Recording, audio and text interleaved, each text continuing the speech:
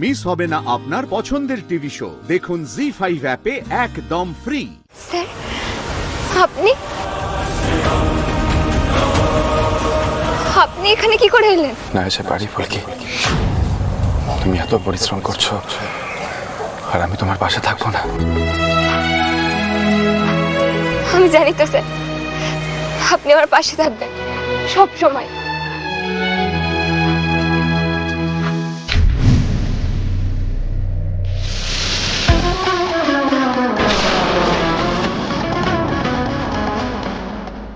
দাদা, তোমরা বারবার স্যারকে কেন আমি দেখতে পাচ্ছি? ঠাকুর, তুমি সরো। এই পাথরগুলো সরাতে হবে, হাত লাগাও। না না, আমি তো করছিলাম। তুমি ভ্যানে গিয়ে বসো। এই এসো এসো এসো, হাত লাগাও হাত লাগাও।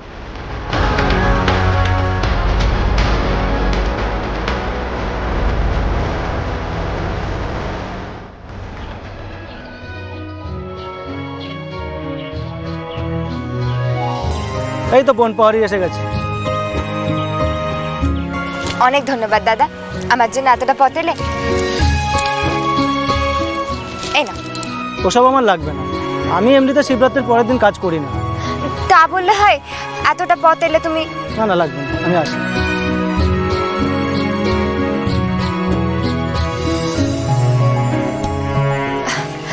বলছি, বাসন্তী মুর্মুর বাড়িটা কোথায় বলবে গো?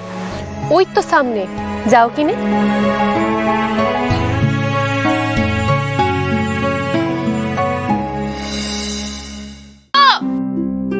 বাড়িতে কেউ আছো?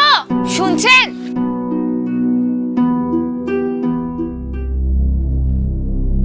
কি কাজটা আছে, হ্যাঁ সব করতে হবে।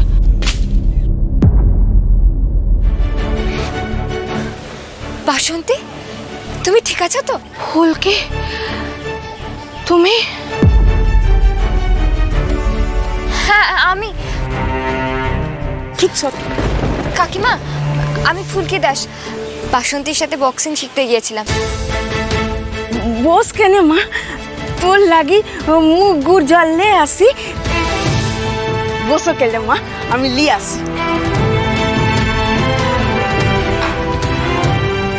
আমার ঠিকানাটা কোথায় পেলে ফুলকি? কেন, আমরা যেখানে নাম ঠিকানা লিখেছিলাম বক্সিং এর ওখানে, সেখান থেকে পেয়েছি।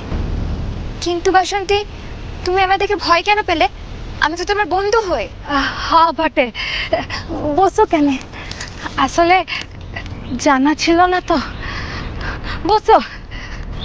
শুধু কি সেই কারণে ভয় পেয়েছো?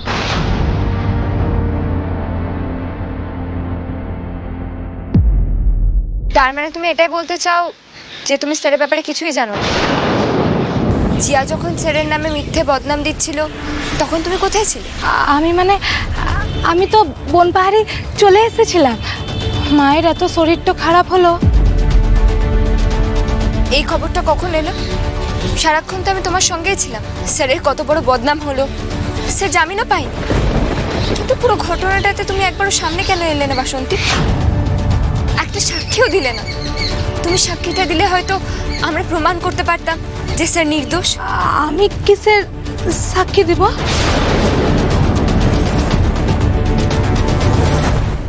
জি5 ডাউনলোড করুন আর সব এপিসোড দেখুন একদম ফ্রি।